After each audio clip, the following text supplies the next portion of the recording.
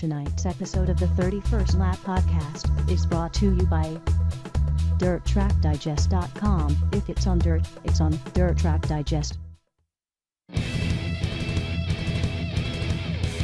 This is the 31st Lap Podcast, recorded live in the studios of FingerLakes1.com in downtown Seneca Falls, New York. And now, your hosts, Chris Marquardt. You like that? I like it. Well, you should make sure you say thank you to Jim when you see him next time. I haven't seen him, so. No, that's true. You haven't seen him. We're here. Mike Mallett's in studio. I'm here as well. Episode number 135 on deck. We're catching up with Mike Heffner here in a little bit. Mike Heffner is the car owner of Greg Hodnett. We're going to be talking with him down in Pennsylvania. Mike had the chance to bump into him a little bit in Knoxville. Yeah, I saw him in Knoxville this year, and then also saw him at the Injured Drivers Benefit Fund charity auction a couple weeks ago. Had him autograph my wing for me. So, which wing? I bought a Greg Hodnett wing, if you could believe that. Just a sideboard. So you made me nervous. I thought maybe you jumped off the deep end. No. I've only bought one full wing, and that was Joey Saldana, and that's because Cobra tucked me into it. Which I still haven't gotten because he still hasn't run it. It's supposed to race the thing. Right. I told me he needs to do it once. Yeah, we'll see. Race it once, then you can have it. Yep. Yeah. Well, now we're gonna take it apart. Yeah. That's how you got to do it. I gotta tell you, Chris, I'm having trouble focusing right now. I know you're all over the map here pre-show. You know why? Because it's Eastern States weekend. Yeah. Because if you don't know, I love Eastern States.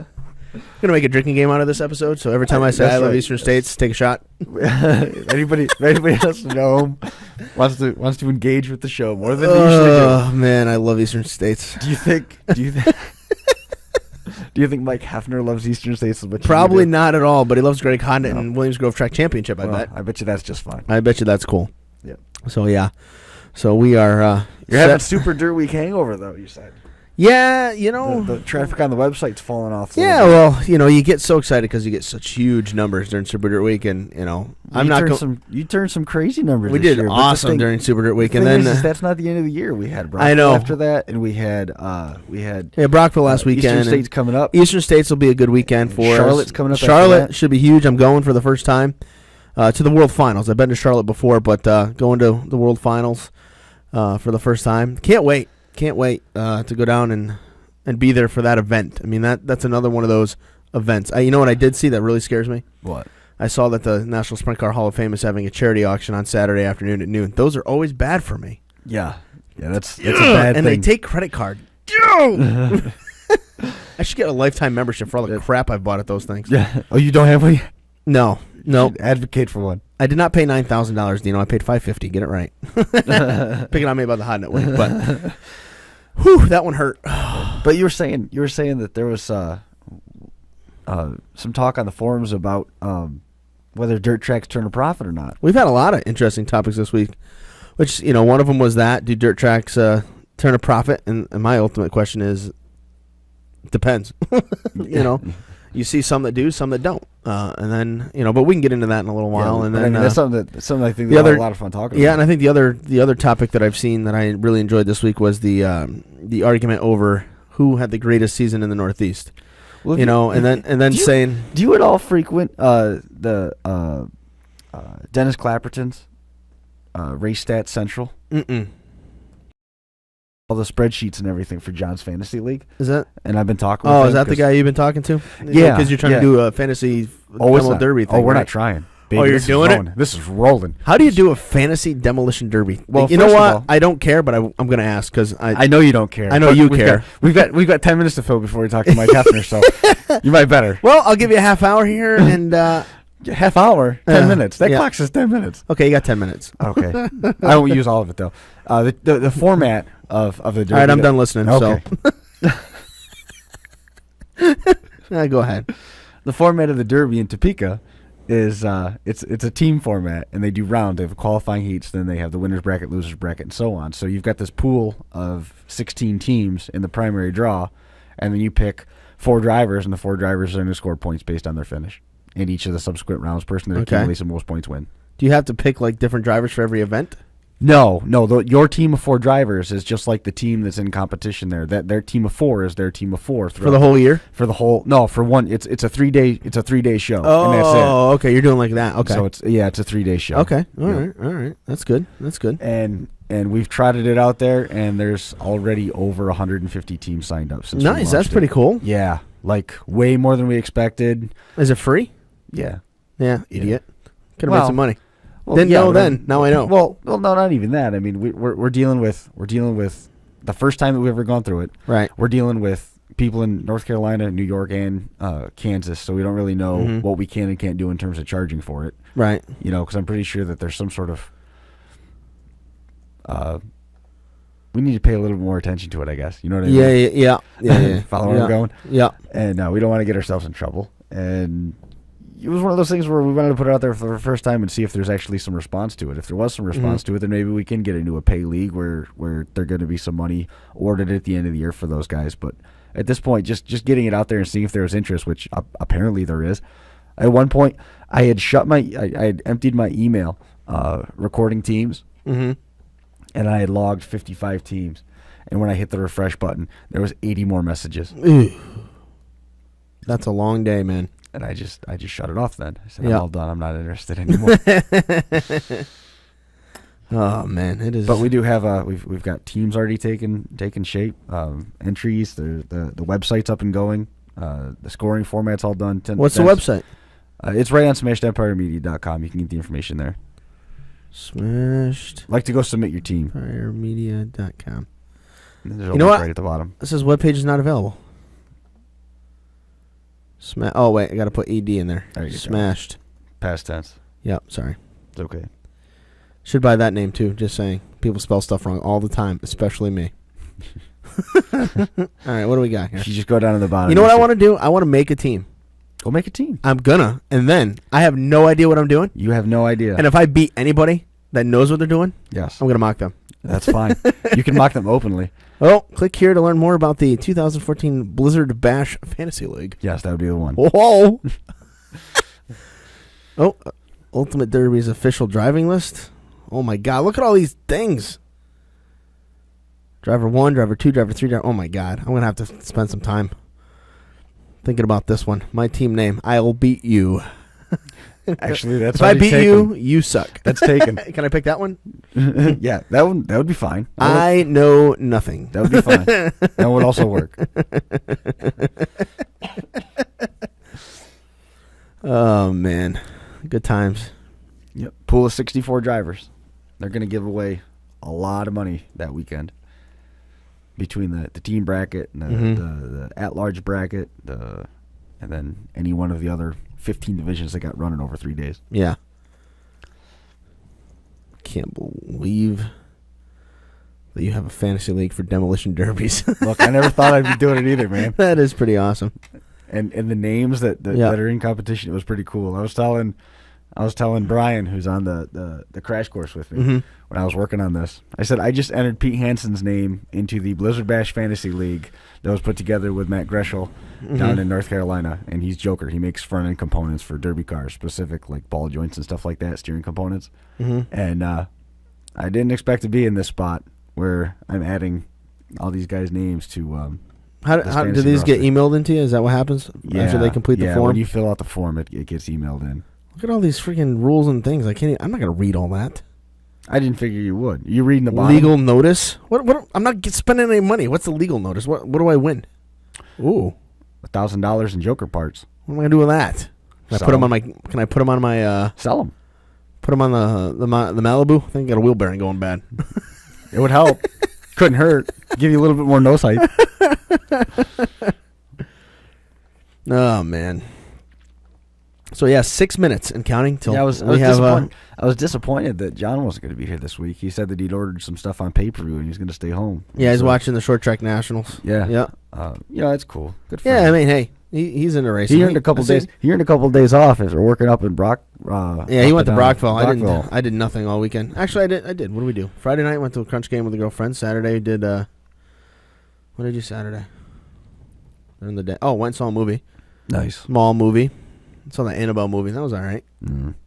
I I like what was one? I watched the other one, the post movie to that. The Conjuring. Yeah, that's good. Is it? That's a good movie. Yep. And then saw that, and then went out and saw a band, and then Sunday relaxed, watching TV. Friday night, we went to New Alexandria, Pennsylvania. For a demolition derby? Yep. Well, you should be. When does the derby season really wind down?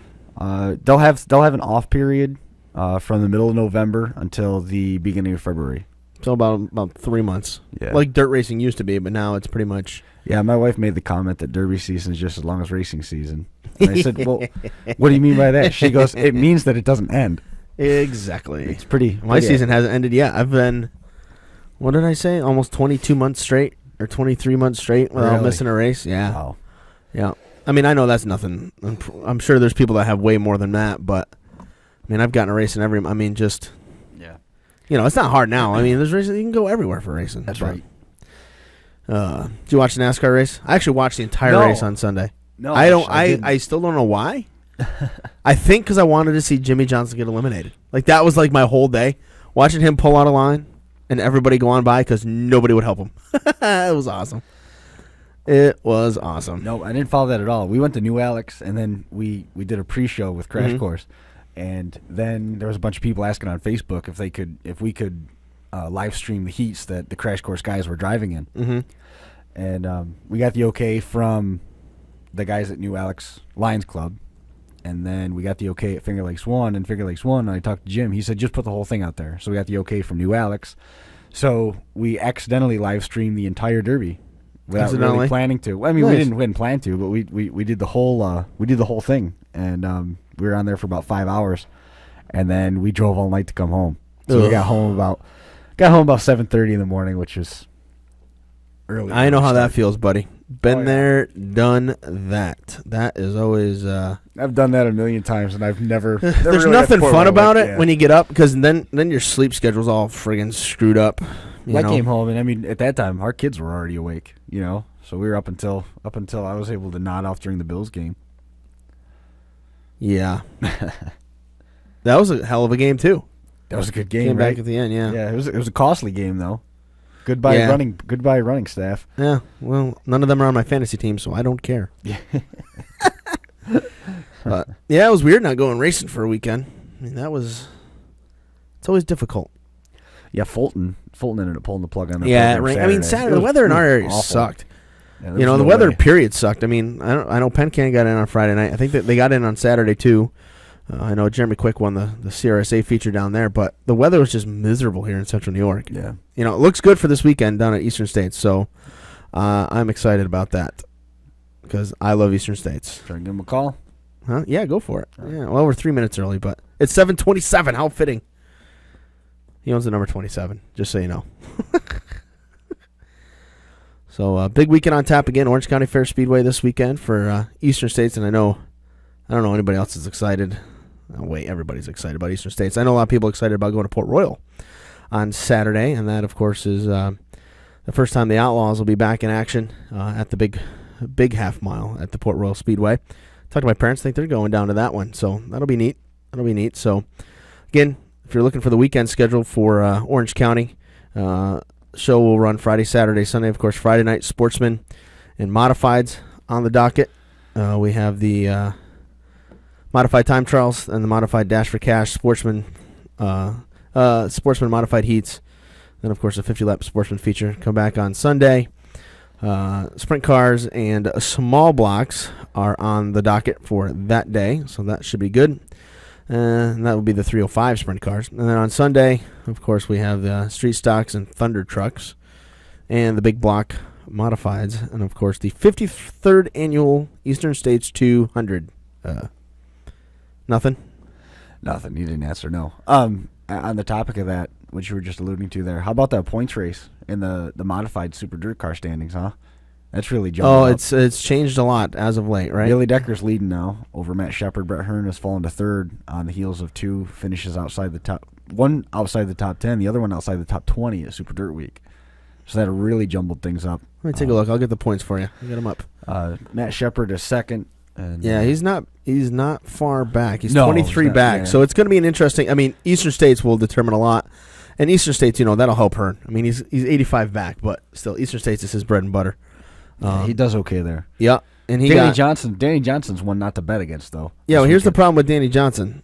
I mean, well, in the point standings, he's 21st. Well, points are irrelevant. Because he gets screwed because he didn't have any home track points. So literally, before that, he had 1,152. That would have put him in 5th place. Wow. But because he doesn't have any home track points, he is 21st.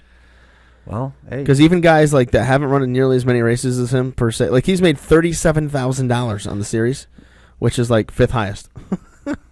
But no home track points because he didn't run Canandaigua. He didn't run anywhere weekly. Right. You know, he bounced around and just did the money deal. So that kind of sucks for him. But so it's Decker, Shepard, Hearn, Jimmy Phelps.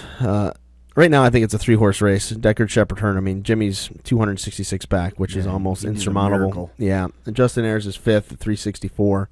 Great Larry year for him. Rudolph. Great year for him. You can't argue with that. Yeah, Eric Rudolph, Peter Britton, Gary Tompkins, Pat Ward, the top 10. Stewie, he is 11th. And he got a nice boost from the 1,000 points for Fonda Speedway. If he doesn't answer, I'll send him a text. Well, we'll ring him up here real quick and see. What Try again. And I'll also, mentioning, there's some folks mentioning, don't forget this weekend, Yates County. Yep. Dutch Hogue Open weekend. Yep. Modified small block shootout back on the card over there too. Yeah, I don't mind that. But again, I think they call it the Empire 100 now for the Street Stock Show. Yeah, I'm going to take a look here. Hi, it's Chris with the 31st lap. Taking a look at that schedule for Yates County. This is Chris with the 31st lap. I'm trying to get in touch with Mike. Let's see. Big blocks, small blocks, crates, I got street stocks, Mike Heffner. nuclear late models, IMCA. Do an interview with the 31st lap. Yeah. So, good deal. Oh, Chris is on the phone, so we're working it out. I need to get a hold of Mike Heffner. Oh, okay. Thank you. You got it there, Chris? What happened? Wrong number. Wrong number. What'd you dial? It's a cell phone number. I'll give it to you again because either I'm dyslexic when I read it or you're dyslexic when you write it down. I don't know. We'll have to take a quick look.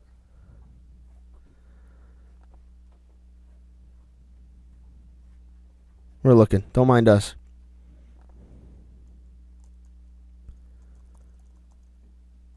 Yeah, dead air. Well, you don't have to. You don't have to do Dead air in my account. You can always. No, help it's yourself. dead air. It's fun because then we just sit here and we both look at each other like a bunch of idiots. It does happen. Well, we're used to it. We are idiots. Oh, trying it again? Yeah, I'm gonna try this number here. What, did I give you the wrong one? Maybe. Oh, shocker. I swear you just write down the wrong one. On purpose. Yeah. So, Every week. hold on. IMCA Empire Series. No, it doesn't say. Yeah, Empire 100 for the Race Champions Street Stocks. There we go. I got there. There's practice tonight if you're bored. If you're really looking for something. If you're really looking for something to do. If you really need a racing Is it itch. raining and everything? They're still going to do practice. I don't know. Is it raining? A little bit. It was raining out there. I don't know. Is it raining in Yates County? I don't know. They're in the valley like that. I'm looking on the interactive Doppler. Interactive Anybody at Doppler. Yates County right now want to tell us if it's raining? Oh, good times. Good times. I hear that. Well, why don't you leave a message? You want me to leave a message? Yeah, just tell him we're trying to get a hold of him. Have him text me when he's available. Okay. I set it up yesterday or Tuesday. Tuesday? It happens. It's not the first time we've had an issue. But won't be the last either. So we'll try to get back with oh boy, somebody's posting links. Me on the road to Eastern State. Yeah, that's funny. That's a good one. No, I got one bag to go to Eastern States because I love Eastern States. You want me to send him a text, Chris? Yeah. I'll send him a text. Shoot him a note. I'm doing it. I miss Rich for instances like this because we could just send him out in the hall. And have him keep calling and calling Just and keep calling and calling. calling. Call until they answer the phone. That one, the TV, the person that I reached here a minute ago, whatever phone number it was that was dialing into, they had Wheel of Fortune on so loud they couldn't hear the phone. And I almost wanted to put him on speakerphone just for the fun. Oh, man. And they apparently weren't racing fans because they'd never heard of the 31st lap. What? Who? What? Yeah. Oh yeah, because I can't tell what they're selling. I mean, hey, everybody has heard of it. Oh, Yates is having practice. Wow. Well, good deal. It's in a funny spot, the way that those mountains are down there at the bottom of Yeah, the that lake. place is deceiving on when you It's- go yeah. there. Like, it's weird how do you get there, and yeah, it's definitely. Well, I hope they have a good weekend. I'm There's sure they'll been- have good car counts. There's been times where it was green as far as the eye could see, and there was no They're rain. racing. Yeah, it's there like was seems no like rain. that Skyline too. Same thing. Yeah. You know. But again, Eastern States. This is my favorite modified race of the year. I know I'm weird. I love Middletown. I love this race. I will get there and I will probably sit in the stands and complain the entire time, but because that's what you do. probable. Because that's why you go to Middletown. But cannot wait for Sunday. 200 laps. Oh, I'm just excited. To tell you how excited I am about Eastern States, there's World of Outlaws at Port Royal on Saturday, and I'm not going because I'm staying in Middletown. What's that tell you? Tells me that you love Eastern States. Oh, yeah. You got that right, buddy. All right, so want to shift gears, talk about some other topics. I don't know. I know you love that. Well, I sent him a text. We'll see if he... All right. Well, we'll just give him kinda a play minute. it by It's ear. his cell phone, so if he's Yeah. there, he'll call us back. All right, where is it? Let's see. I should have read through the text thread to make sure you told him it was 7:30 and not 8:30. I'll double check. Yeah, 7:30. All right. I believe you. Yep. So we'll get back to him. I'm sure he'll answer. Maybe not. Won't be the first time we've had somebody, and whoever does their Twitter retweeted me. So Just now? That would be funny. yesterday. So Oh, it's yesterday. because it's Thursday, right? There's Thursday. Am I losing Well, we are here. Yeah. We are here. So let's see. Couple of interesting topics. So this is what we like to do. We like to go on the forum, and of course available at dirttrackdigest.com. Which And, forum is this? Yeah, the Dirt Track Digest one. And then we like to just go through topics and kind of put our spin or turn on it. And one of the topics this week that I read through was, do tracks turn profits? Depends on the track. That's kind of an open-ended. It's a scary question. That is a scary question because I think ultimately at the end of the day that all depends on what track you're operating. Basically, it depends on what you want people to know. Yeah. Oh, yeah. Yeah, and it depends on the promoter, and there's I think there's an abundance of things that go into do tracks turn a profit. There are some tracks that turn profits on a weekly basis, and then there are tracks that have big shows, and that's where they make their money, and that kind of carries them through. Not that. I think the hard part is we don't have access to a lot of the statistics of, what tracks. Sorry, getting comfortable. You should have hollered. I would have gotten off you there. No, that's all right. What tracks are making a profit and what tracks don't. It's a tough deal. When you factor in all the expenses, how many people are they coming in? How many? Do tracks really take accurate attendance figures? I would assume because you want to know how many people. If I owned a racetrack, I'd want to know every person that came in the gate. Well, if you don't track it, you can't control it. Right, and then you don't know how many people are getting free and all that because you want at the end of the day, you're going to take how much money's in that drawer and how many tickets are sold. And you're going to try to match it up. Right. And if it doesn't match, something's wrong. Somebody's taking money somewhere or somebody's getting in free. Yep. That's what I would do, but that's me. I think at the end of the day, most tracks probably operate at somewhere close to a break-even level. I don't think that there's a lot of tracks that are turning some serious profit. And it's easy enough to masquerade as a track that's turning serious profit because if you look professional, everybody's going to interpret you as such.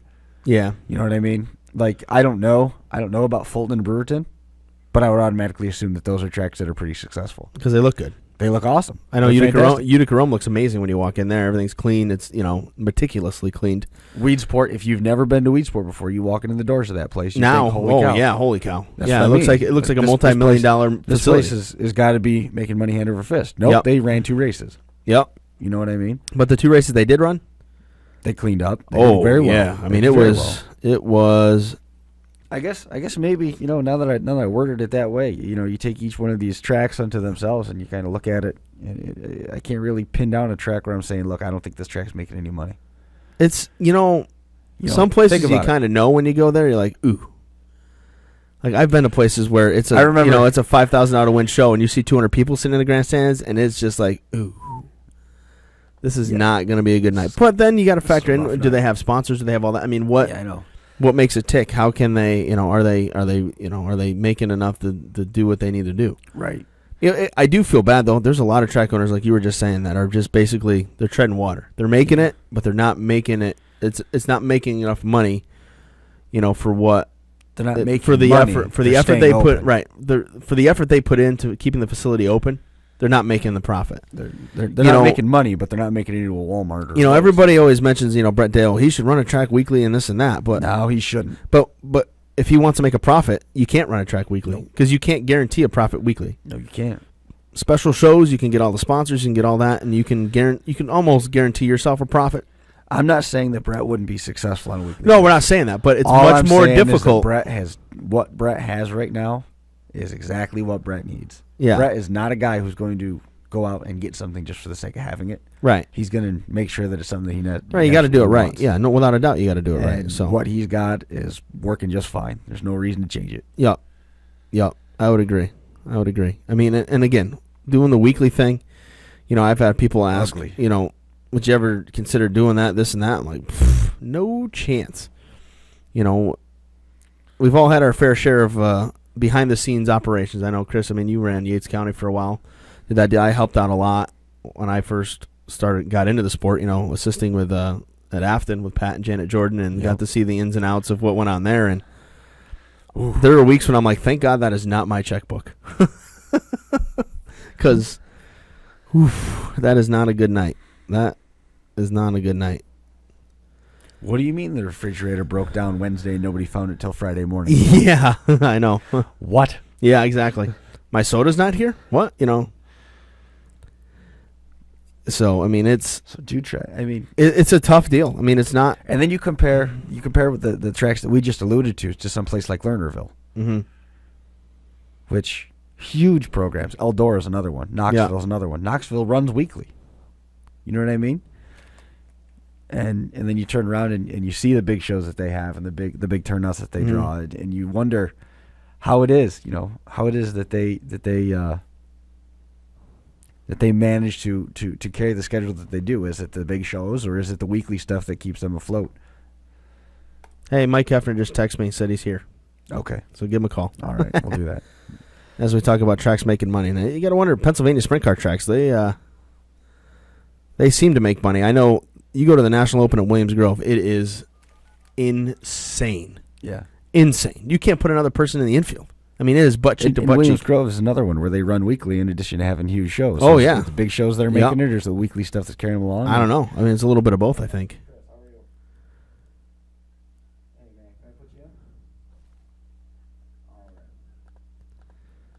So, we got him. A couple minutes late, but no big deal. We got to chat a little bit there about that topic. And again, we'll come back to some other topics here. But joining us on the line now is owner of the Lelands.com number 27, driven by Greg Hodnett, and the 2014 Williams Grove Championship car owner. And Mike, how cool is it to have that Williams Grove Championship finally? It means the world to me. I can't put it into words. It's just something that we never really chased it before. Although I can't say I never dreamed of winning the title, because I did. I dreamt of it all the time. But this season we seemed to put it together, and even though we missed a couple races and had a couple bad ones, we were able to put together a championship season. So it means a lot to me when I think about it.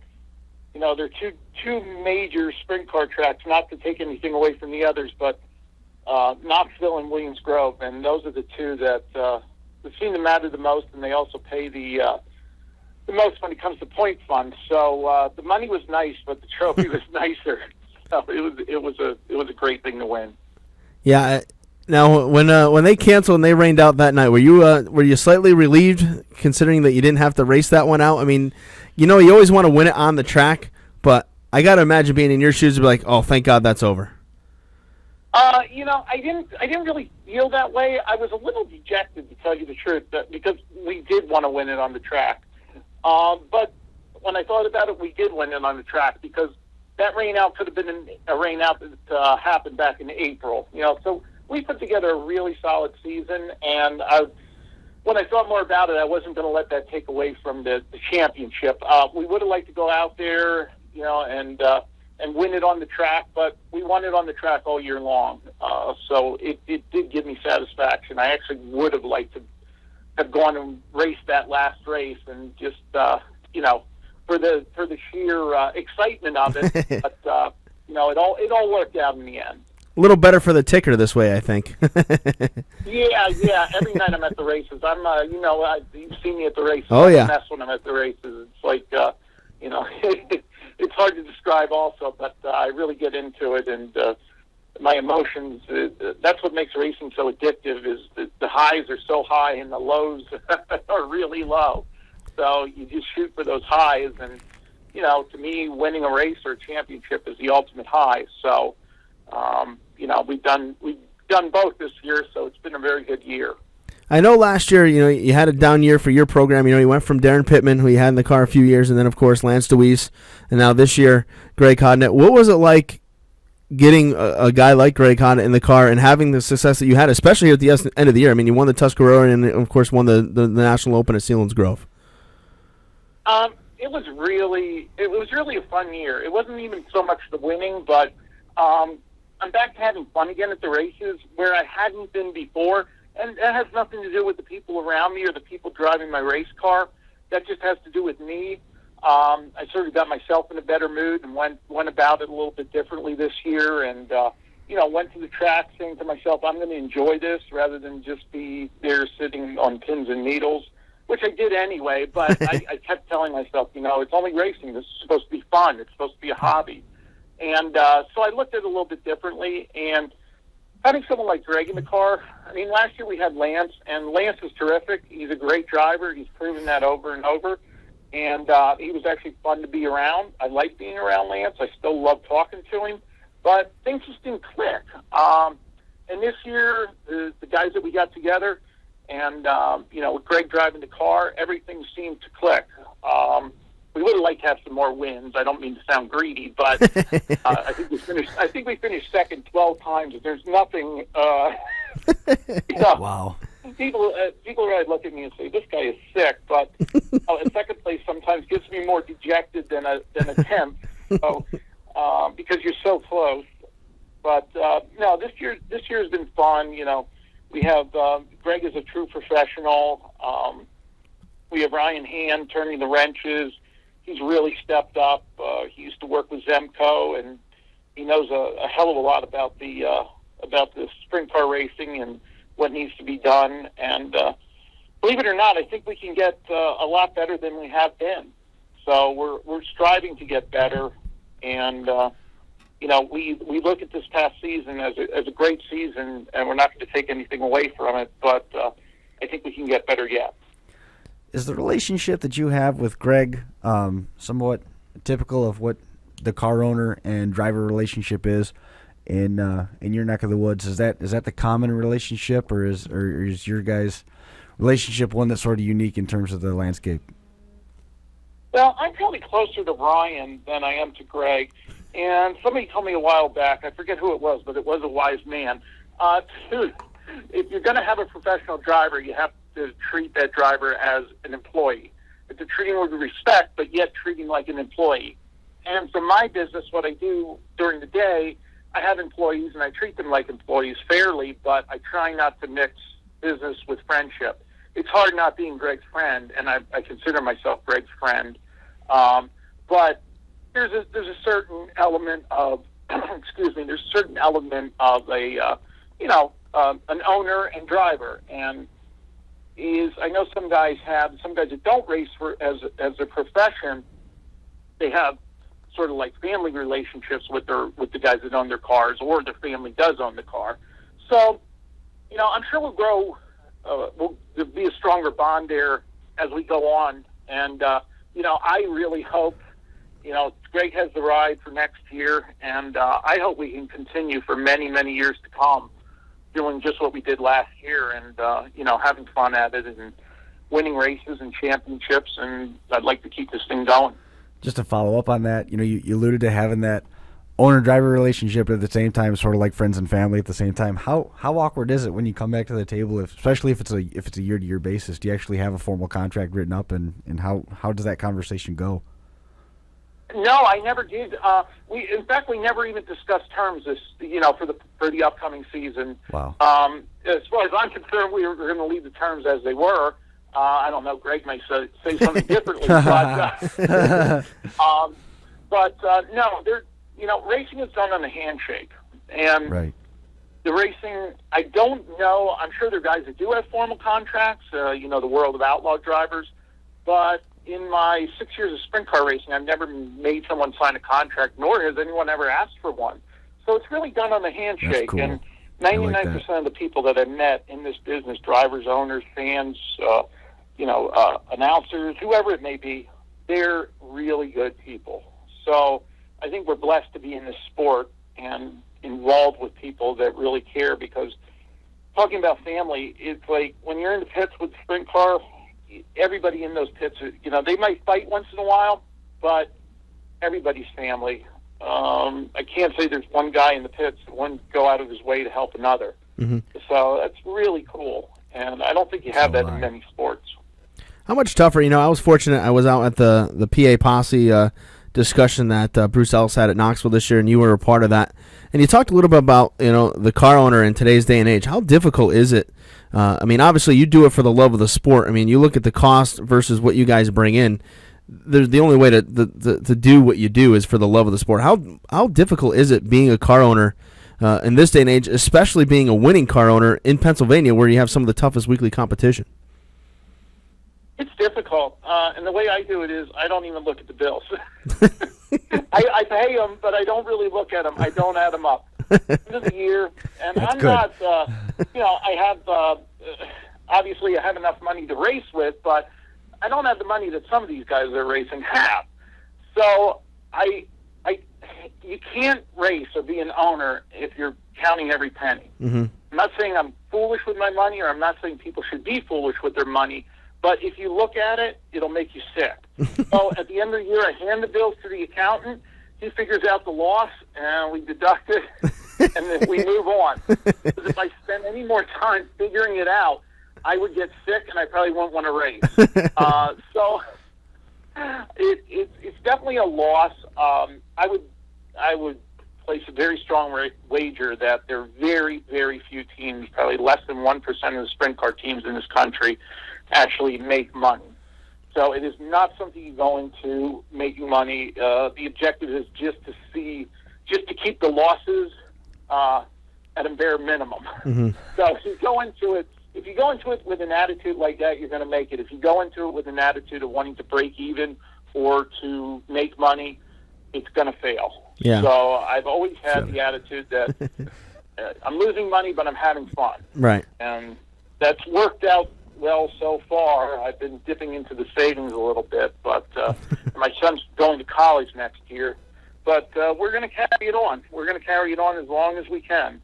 So, but it is difficult.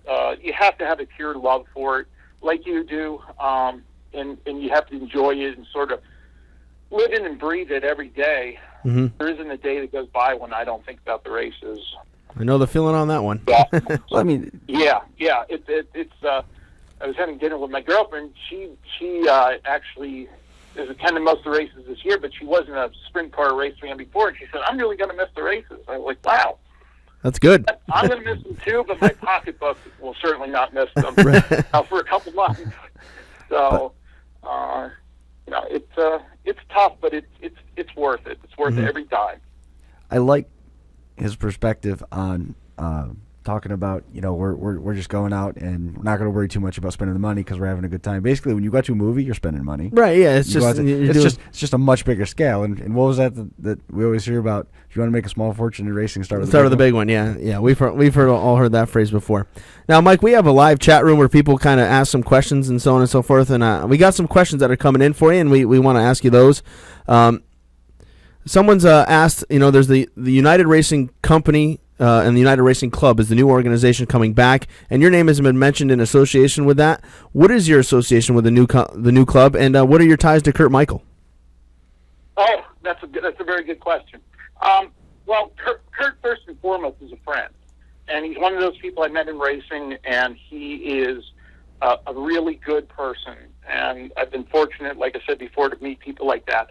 I don't have any formal ties. I've been in discussions with Kurt about races and putting things on the board and, helping out. And I do like to help out. I really like to get back to the sport. So I told him if there's anything I can do to help with the club, that I am here.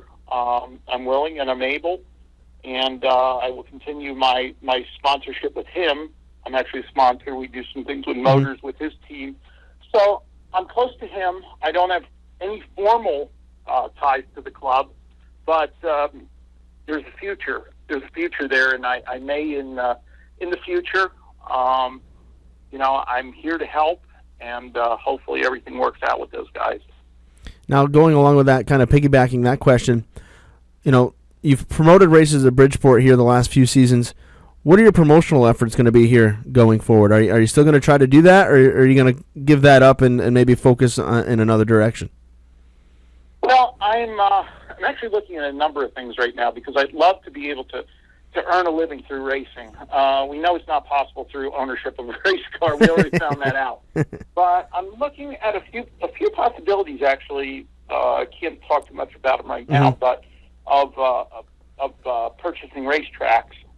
That's a possibility in my future.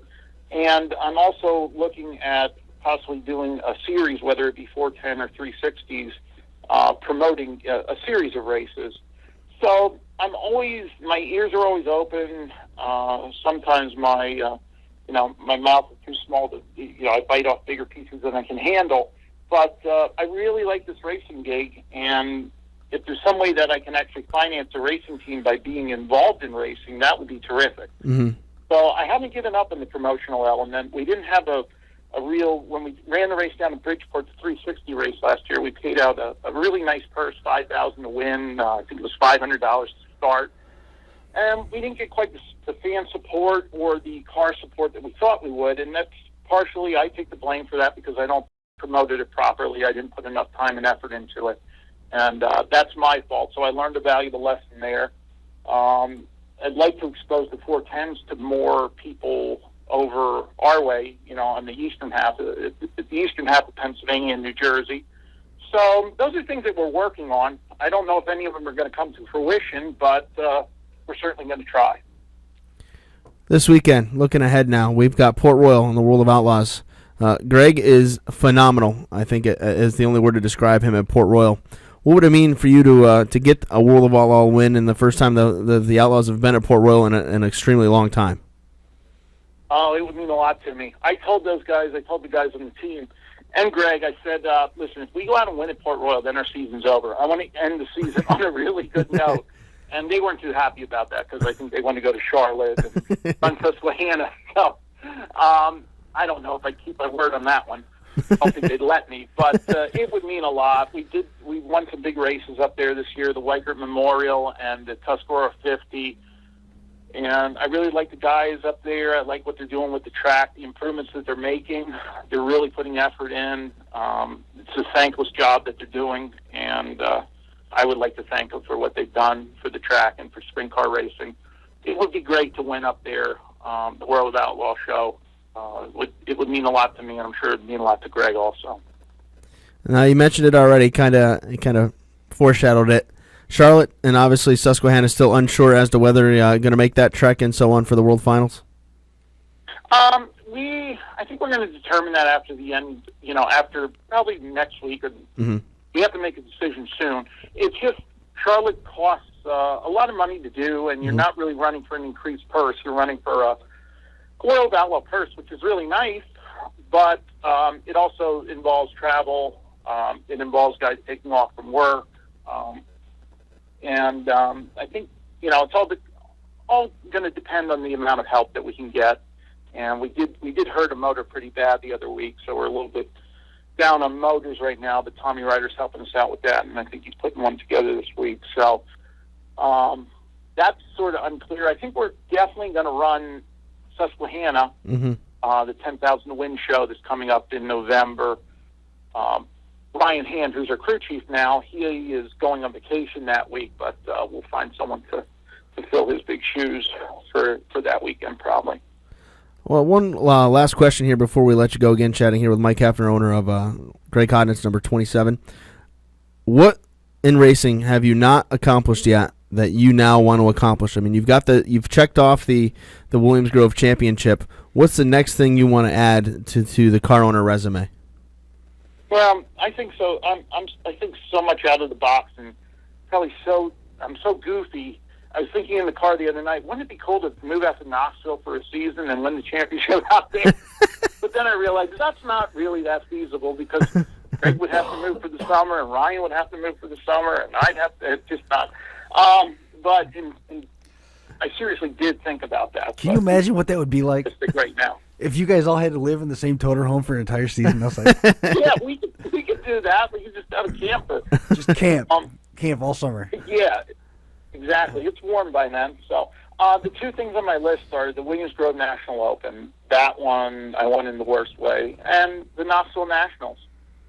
I think every sprint car owner, their ultimate goal is to win the Knoxville Nationals. So, I know Greg's finished second a couple times there, and the car's been in the top 5. So we'll try to put that together. It may, I'm very, I think I'm down to earth with that one, because I realize it may take some years to do it. Mm-hmm. You don't just jump into sprint car racing and win the Knoxville Nationals. It just doesn't happen. But that's probably the biggest one. Yeah, at this point, somebody's got to pay Donny Schatz not to show up. yeah. To sort of run into his back end. But, it's if there's one car to beat there, that's the one. Oh, yeah. I know. I've been out there the last almost 10 years now. I'm a media guy, and I love, writing about, I write about the sport or whatever, but I would not be ashamed to wear anybody but Schatz shirt. Yeah. Just to see somebody different at this point. Admiring, you have to admire the guy. It's amazing. Best sprint car driver in the world, and he's awesome. So as much as we want to beat him and we don't like him on the when we're racing against him, I have to sit here and admire him. So. It's impressive what he's been able to do. Yeah, just amazing. Well, Mike, hey man, we really appreciate your time here tonight on the 31st lap, and good luck this weekend at Port Royal, and hopefully we'll see you here in a couple weeks down at Charlotte. I know I'll be heading down to the World Finals for the first time for me, so looking forward to that. But again, thanks for being on the show. We really appreciate it. And congratulations on that championship at Williams Grove. Thanks, guys. You have a good one. Thanks for having me. You too, man. Have a good night. We'll see you later. Bye. And there goes Mike Heffner, car owner of Greg Hodnett's. What a cool dude. He's cool. He's a wicked nice guy. Yeah. I love I just give the bills to my accountant. That was my favorite thing he said at Knoxville. He said something similar at Knoxville. He's like, I don't even worry about it. I just give them to my accountant. Don't even worry about it. Try to keep the losses to a minimum. And it was funny because I had a couple days before that. By the way, do you want to move over to the orange chair again? No, I like this one much better. What was it, a couple when we were out at Knoxville, I had a chance to sit down and talk with Greg for about 45 minutes in the rain, because of course it was pouring out. You know how that goes. So I had a chance to chat with him, and just talking about the money and how fortunate he is to have a car owner like Mike Heffner that just lets him say, all right, we want to go racing. Where do you want to go? And he says, go racing. You look at his car. He probably raced the most events of anybody in Pennsylvania. Whether it be a 360 show, 410 show, whatever the big money shows were, that 27 car was there. Of course, picked up again the Wycombe Memorial, as he said, the Tuscarora 50. Had motor problems at the National Open. I talked to him briefly after the National Open. You could see the dejection, if you will, on his face after the motor let go on that one. Because he came down to the front stretch and poof, that was it. All done, all she wrote. So, but again, Mike Heffner, Williams Grove Speedway, now winning car owner championship with driver Greg Hodnett. So, Chris, one of the other topics in the forum this week was who had the best season. And I don't remember if that was Northeast or overall, but let's take a look here. Hold on. I don't know if it's here or not. Usually when I post on a topic, it dies, so I think that's what happened. Because, I'm the curse of death to any topic. Yeah. Who's having the best year was the question, and the argument that pretty much developed was between what was it, Donnie Schatz or not Donnie Schatz, between Shepard and Stewie is pretty much what they say. So when he that's what it turned into: Stuart Friesen or Matt Shepard. And now if we're going over the overall best year, I'm going to pick Donnie Schatz by far because, well, again, Donnie Schatz has been impressive. So you have to pick him.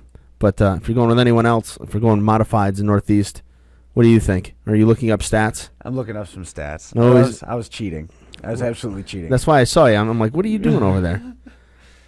Race Stats Central? Is that what that is? Yeah, it was Race Stats Central. It's a sweet website. What is it called? Is it? It's Race Stats Central. They've that actually got the Dirt Track Digest logo on. They do some fantasy leagues. They do a pick 'em and stuff like that. Right. But what's the website address on it's that? It was just Race Stats Central is what I googled. Okay. Well, This is the part of the show where we use the internet. Yeah.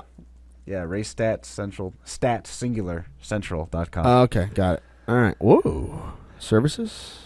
Yeah, he's got all kinds of stuff. Now, this is Dennis Clapperton's site. Okay. This dude is hooking me up major in Yeah. terms of putting this fantasy league together. And he shared with me a couple links. He's gone back as far as like 2010 and tracked everybody's results in a modified. And I'm talking about everybody. Every start that they made in whatever car they made, tracked their wins, their top fives, top tens, their starts, laps, all this stuff, and created logarithms that will calculate a power ranking. Mm-hmm. So you can go back to 2010 and you can see who got the most wins, but you can also see who was quote unquote the most prolific driver, and he's got those rankings put together for this year. And right now the numbers add up to Matt Shepard. Right. But Stu yeah, Friesen- but Stu Friesen- here's the thing though: if you're talking simply modifieds, well, of course, because Shepard's got a couple more wins. But even modifieds, if we're wins, I don't think are necessarily. I mean, you can have a lot of weekly wins. What does that really mean? I mean, you look at the win totals. Let's see.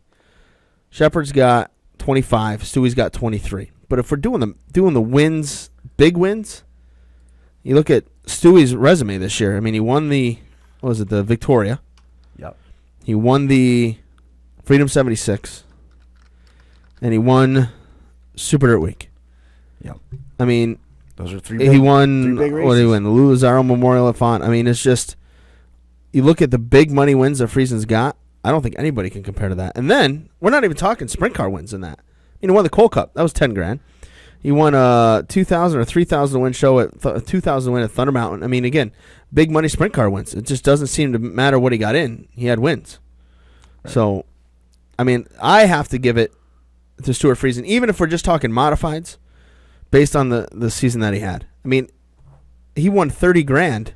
I think it was 31,000 something coming out of Utica Rome when you add in the American Racer Cup money, the NASCAR Championship money, the weekly 10,000 championship at Utica, plus So I mean, we don't have a hard and fast criteria of what we're looking at either, because let's take another step, and we're going to look at consistency, right? Okay. Regular finishes. Top tens. Matt Shepard has finished outside of the top 10 only 7 times this year in 89 starts. Yeah, he's got 82 top 10 finishes. That's impressive. Stewie's got 69. How many races did Stewie run though? Stewie started 82. Okay, so let's do this. Hold on a second. Let's give me the stats, and I'll get the calculator out. All right, so Shepard's got 82 top 10s and 89 races. Yeah. Okay, so that is a percentage of 92% of the time. Right. What does Stewie got? He's got 69 top 10s and 82 starts. That is 84% of the time. So Shepard is more consistently in the top 10. Yep.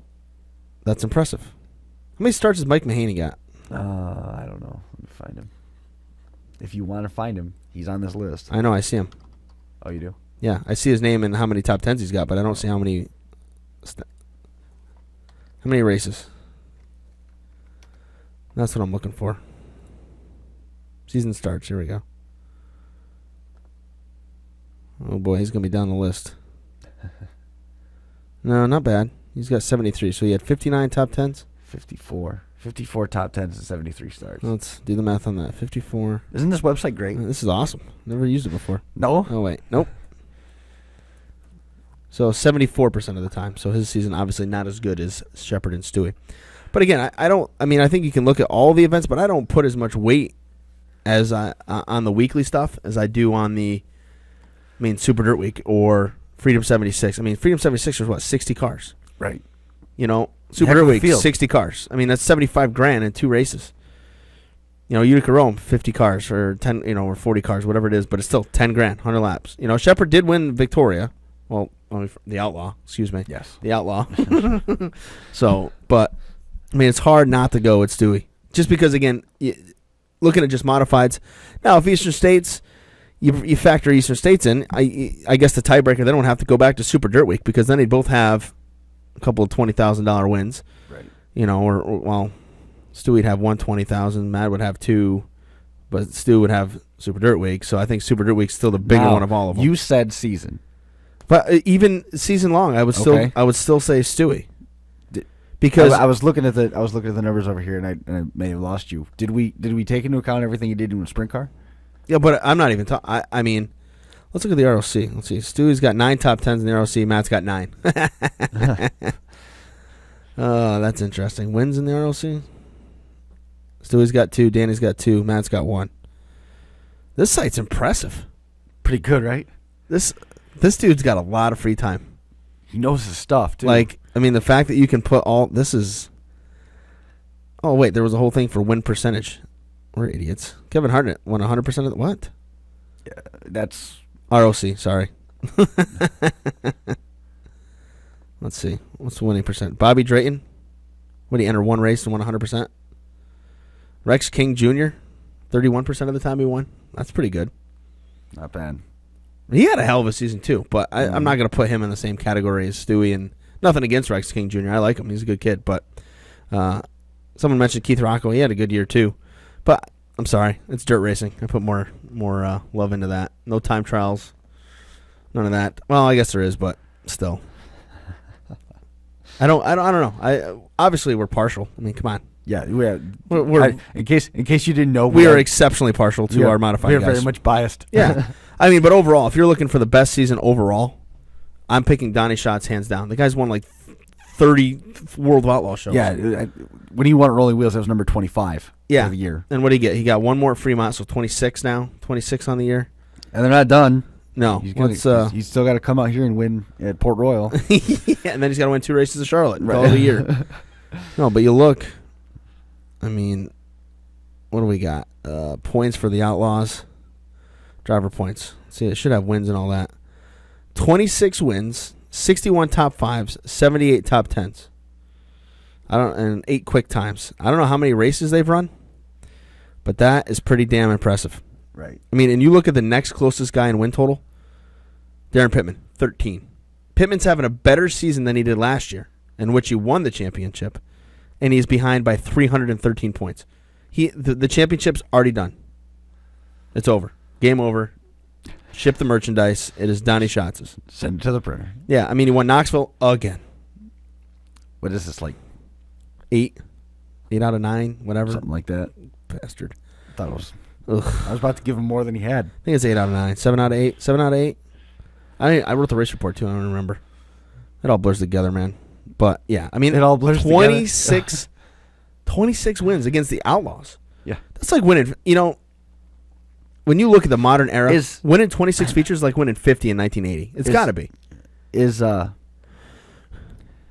Winning with the Outlaws is tough.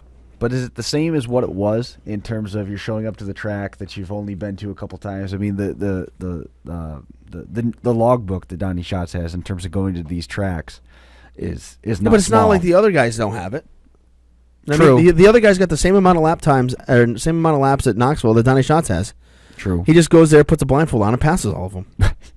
Brian Brown runs Knoxville all season long, and he knows the track inside and out. Yeah, and then Donnie Schatz just drives by him you had the lead for a lap. How'd it feel?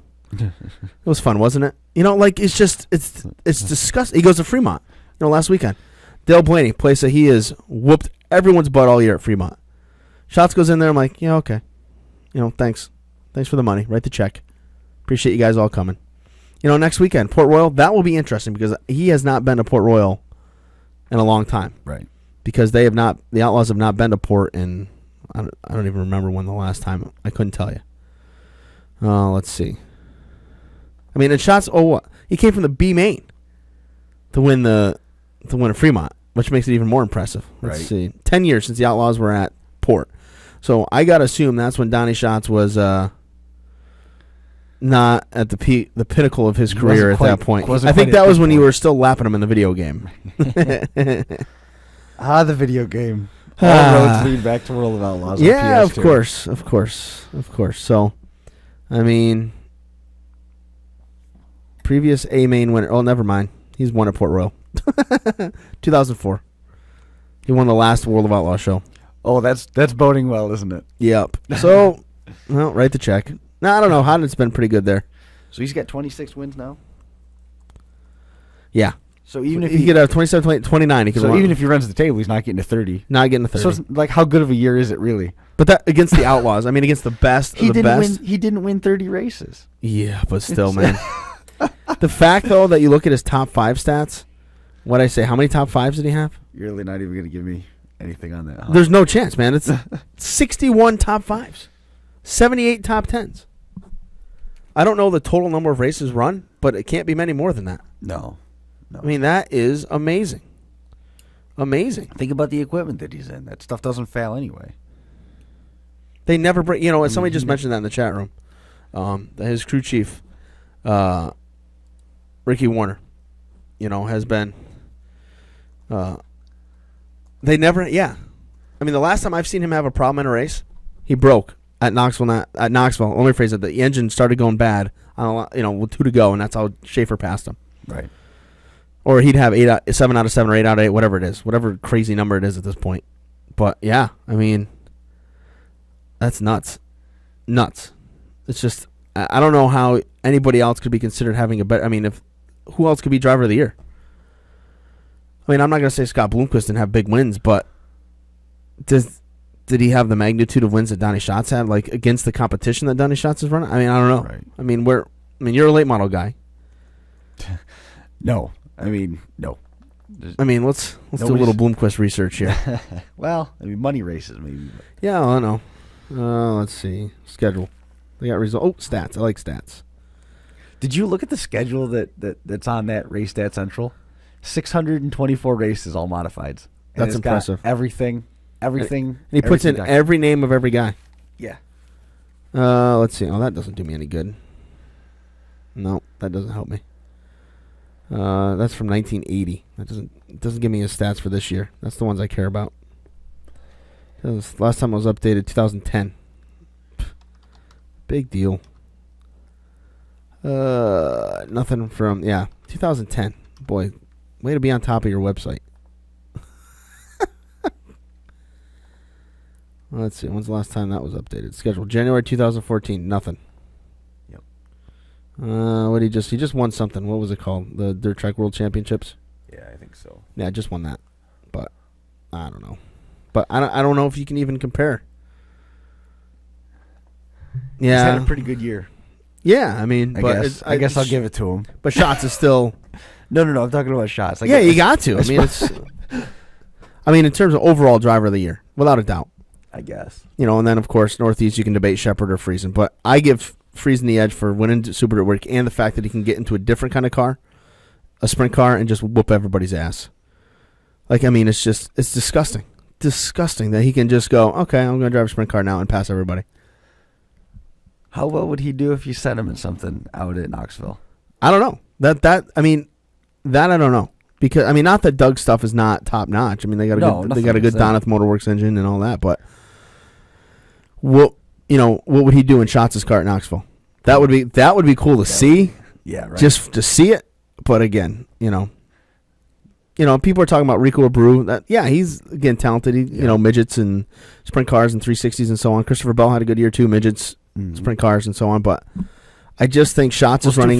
Stu Friesen had Christopher Bell's car at Super Dirt Week, didn't he? Yeah, I don't know if that was. Anyway. I don't know if it was Bell's car or what. Not. Yeah, but I mean, overall, I still think he's the the Northeast guy, and then Schatz is just hands down number one overall in terms of driver. If you're picking a driver that you have to give the best season to, without a doubt, But we beat a dead horse on that one.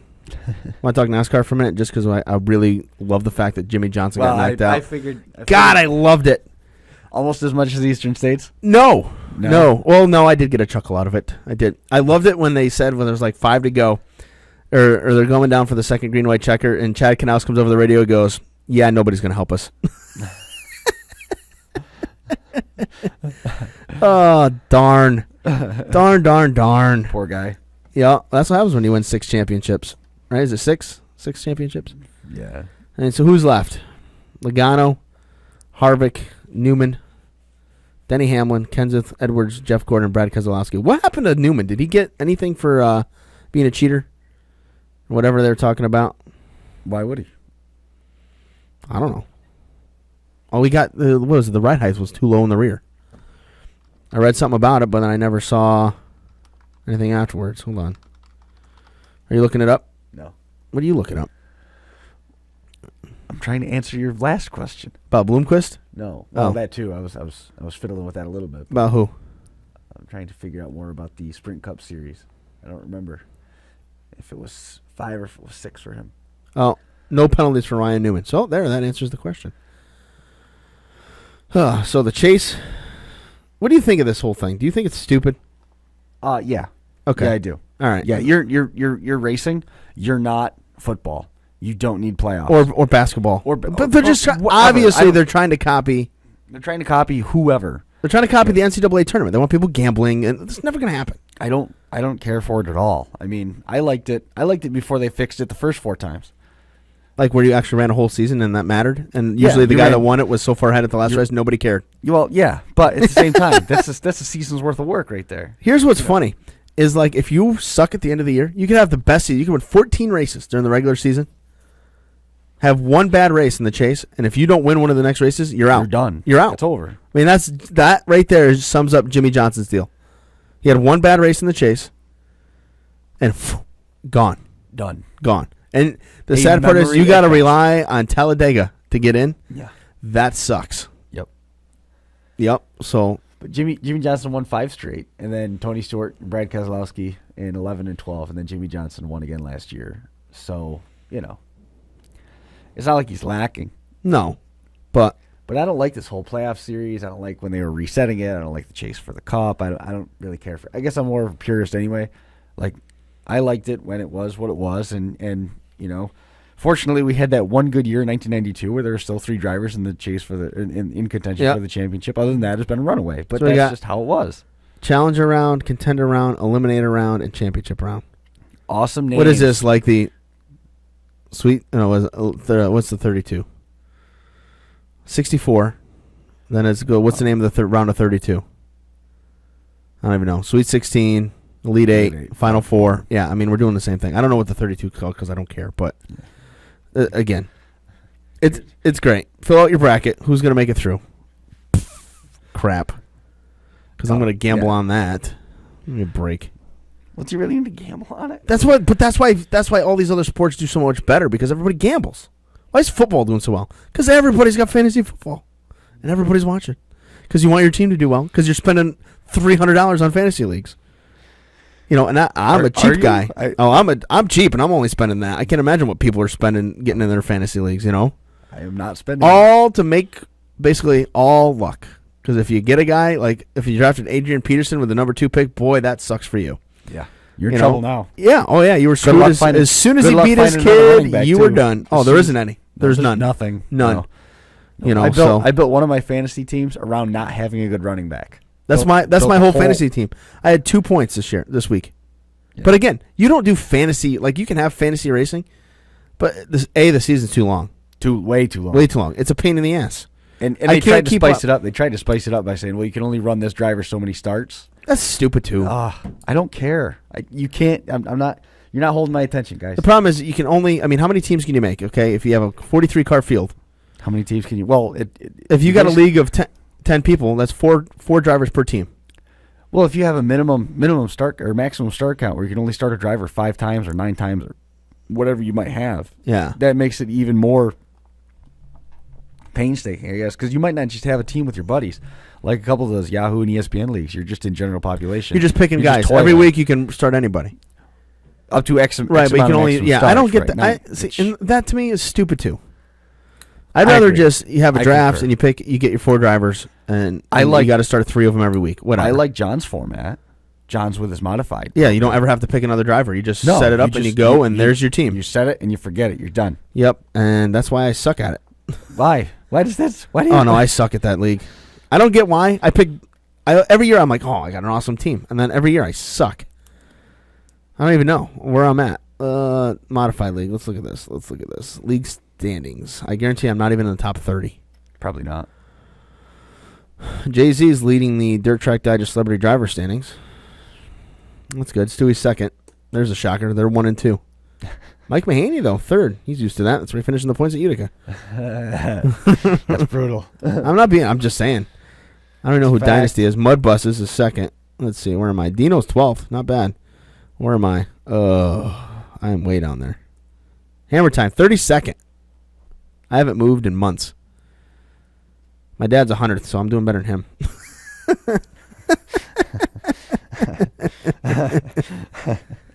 But It's terrible. yeah, I mean that's with fantasy racing. I think that's the only way to go. You pick a team and then you don't have to touch it because if you have to change it, it's a pain in the behind. You know, it's just too much work. Even if you get too many fantasy football teams, doesn't it become a labor trying to keep track of who's in, who's out? You know what I did this year? Something different that I would do if I ever did it again.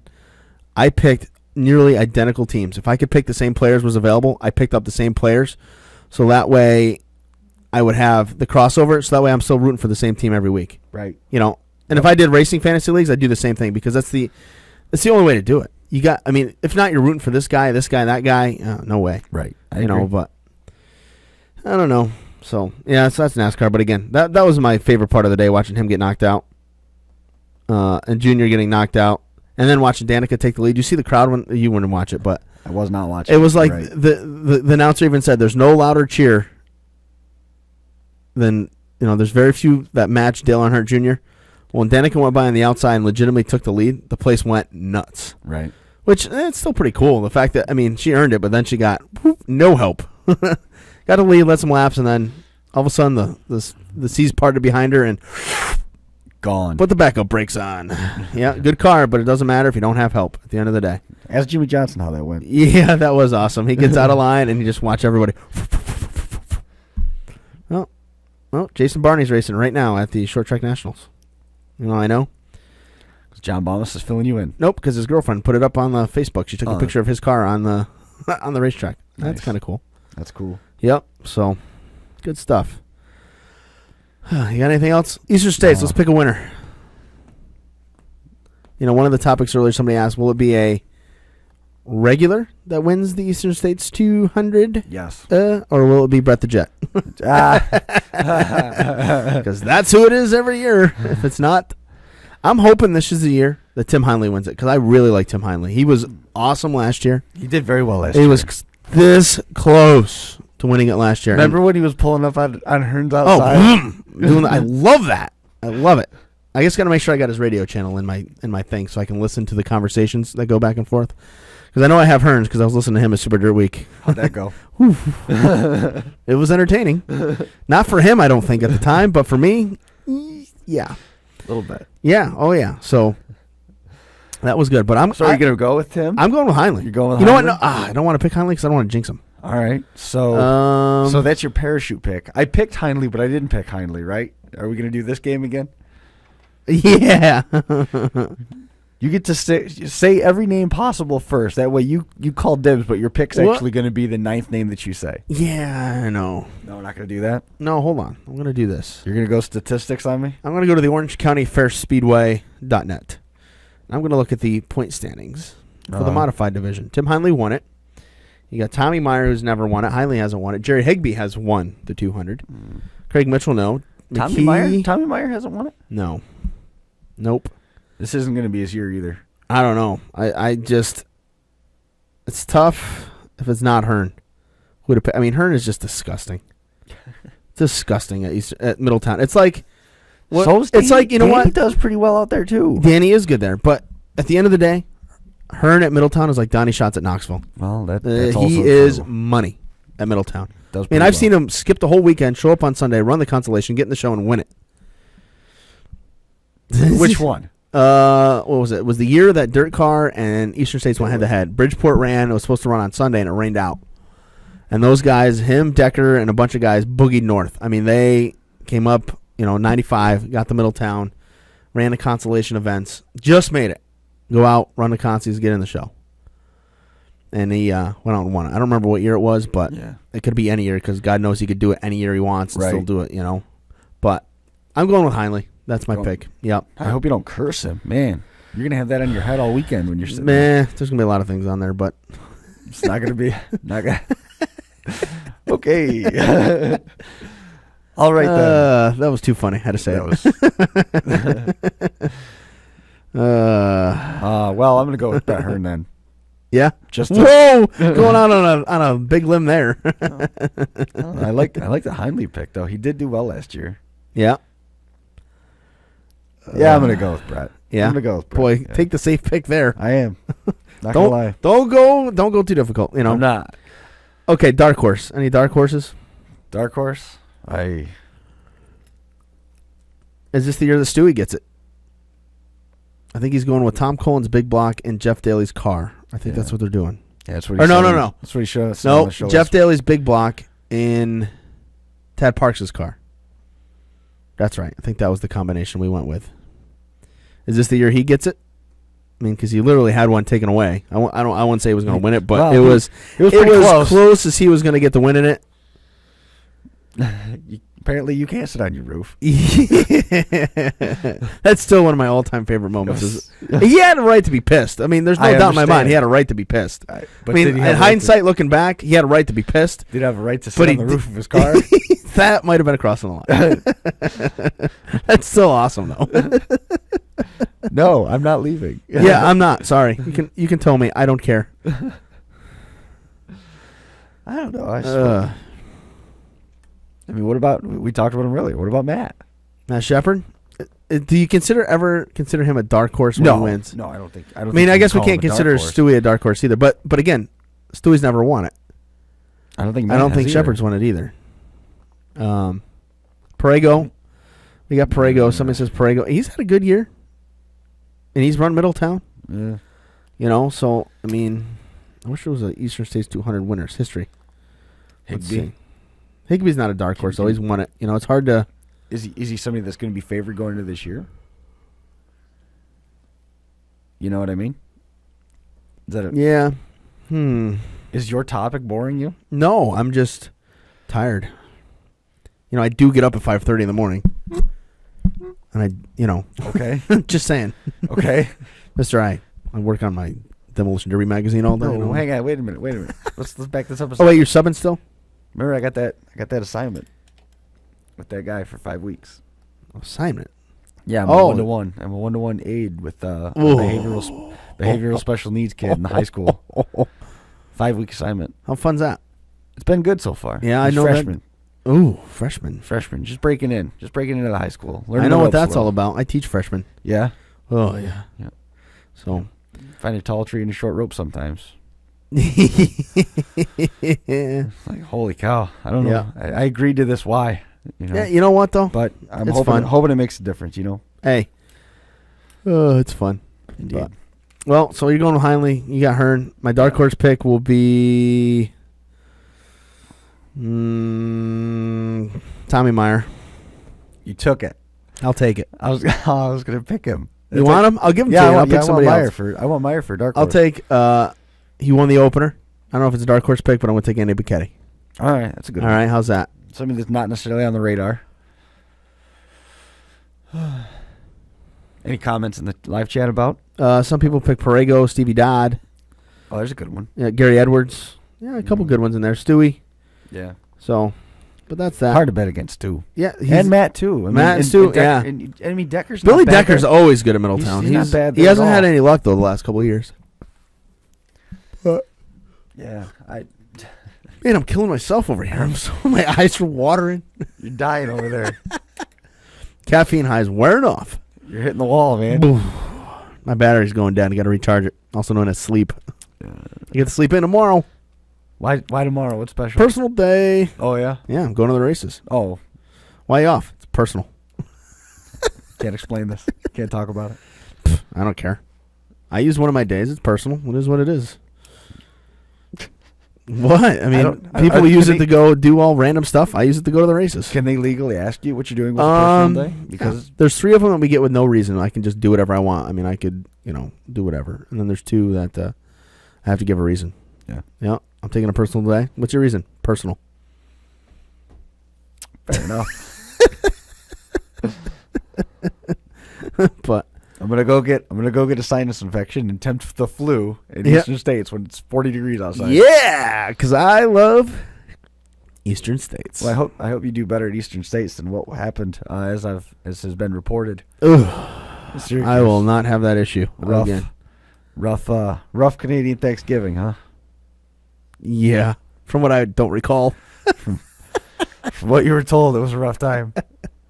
Yeah, that's all I got on that topic. It was fun. Yeah, I've been there. I know how to Yes, you have. Canadians. Super Drew Week is in the books. Those for another Canadians year. know how to have a good Thanksgiving. Yep, gotta love it. Gotta be thankful on Thanksgiving. Yeah. So. Gotta be full on Thanksgiving. Oh, you know what topic we left out completely? What? There was a big, did you hear about this? A row, as it were? Oh, there was a big shindig here. A shindig? Yeah. Or big deal last week at Grandview. Kurt Michael won the URC feature. Okay? Which, if you know, the new United Racing Company that's coming back, guess who the guy behind that is? Kurt Michael. Okay. And or so, other people to be named. How do I sign into this? I'm trying to find the online digital edition. Hold on, let me sign in. I want to read the quote. So Kurt Michael wins, okay? Yeah. And they do not allow him to do a Victory Lane interview. Why? Had to say, oh, come on, where was it? Michael made it clear that considers track announcer Jeff Alm, he had nothing. Miller, here's what I said. Okay. Here's what he said. I have been open and transparent with the folks attempting to start another URC. They've been extremely critical of the current organization and its ownership. With that said, we welcome the number 5G race team, Kurt Michael and Bill Gallagher, to race with us. We officiate the race fairly. I personally congratulate the car owner, the driver's father, many of the crew members, and congratulated Kurt in Victory Lane, even when he made some comment about Grandview's track conditions. There were numerous photo shoots. I wrote a complimentary press release of his win, and we paid him $2,000 for the victory. That is certainly everything he is entitled to. And then he went on to say, post-race interview with winning drivers is not guaranteed right. This is not an entitlement. It's something that is earned and only if it's deserved. As the event promoter, I need to have some level of confidence on what is being said over the PA at my racing events. Knowing Kurt Michael as well as I do, I know it would not be in the best interest of Grandview Speedway, URC's drivers and owners, as well as myself, to allow him access to the PA. In fact, the fans are there to enjoy great nights of racing would have no interest in hearing what nonsense Kurt Michael has to say. Perhaps if he matures someday and understands how to display some level of respect for others, that privilege may be reinstated. One added point, this is not the first time Kurt Michael has been in this situation. Continued Miller, Bridgeport Speedway once denied Kurt Michael a Victory Lane interview because of his comments and actions. I diverted his plan to publicly condemn me and my business at one of my events. Kurt's behavior of throwing the chicken flag across the track confirmed to me that I made the right call. He definitely had a motive to be destructive, and right or wrong, I stopped that from happening. Whoa. Whoa. What do you got? How about that? Mm-hmm. And you know what? From a promoter's point of view, I agree with him. Pansy. I absolutely agree. You know what, though? It's ultimately best foot forward. You know what? You're right. You're right. He's being I'm trying to be as politically correct as possible, but whether you like the guy or not, he won the damn race. That's it. He won the race. You know what? I've been in that position where a guy basically berates you over the PA, and boy, does it piss you off. But at the end of the day, who looks like the idiot? Yeah, you're right. You know what I mean? The guy owns up to the words. It's him saying it. You're not saying it. You're not telling him he can't say it. Now, if it gets really bad, your announcer should know enough to. Just shut him off. We've had enough of your mouth. That's it. We're done. But blatantly just giving him no opportunity to talk after he legitimately won the race, I think a guy is entitled. Part of winning is that you're entitled to that victory lane interview, at least from where I come from, because you owe that to your sponsors. And especially if it was a good race or, if he did something during the race that warranted it. You know what I'm saying? Because you want to hear his thoughts after he wins a race. Right. Me as a media guy, I like it, but I also enjoy if there's a little frustration during a race or a little butters. Right. Own that. So which was used to be the United Racing Club, and then they voted to change it to a for-profit business. And as of late, drivers are not overly happy and satisfied with the product that they were receiving. Right. And that's why the United Racing Club is coming back, and they're booking for, I don't know what URC books for, 12,000, I think, 12, somewhere in that neighborhood. We'll say 11 to 12,000. And this new organization is booking at 8,500. Yeah, so they've got races already in Middletown, Bridgeport, New Egypt, places that URC did not go this year. Right. So it is going to be an interesting offseason, to say the least. There's going to be some evolution, isn't there? Some writing on the wall, as it were. Yeah. Yeah. And Michael said, my car owner is upset. My crew is upset. He said, they all spent a lot of money and time putting a race team together. I didn't get the chance to talk about my sponsors for a second. Which that is the one gripe I would give him. But was he going to talk about his sponsors? Everyone, every else? guy that bitches still always says, and I want to thank. Yep. Well, always do. They always do. But you can't guarantee that microphone's still going to be on if you come out of the gates shooting.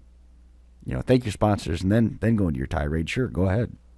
Yeah, well, if that's really the concern, though, you know what I mean. If that's the concern, make sure you do them in the right order. Prioritize here. Yep. Because you don't know how much microphone time you're going to get. Oh, I know. So, but that's an interesting little thing.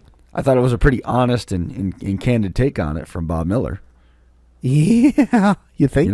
That there was no love lost. No, there was no hidden sentences in that one. Nope. No, there was no code. It wasn't cold out. The fans weren't leaving. It wasn't late. We weren't up against curfew. Nope. He was just in need of a reminder that he needs to grow up. Yep. Wow. So that was the entertainment.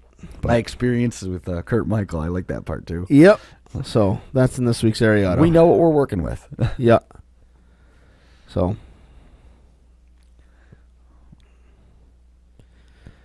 What'd you say?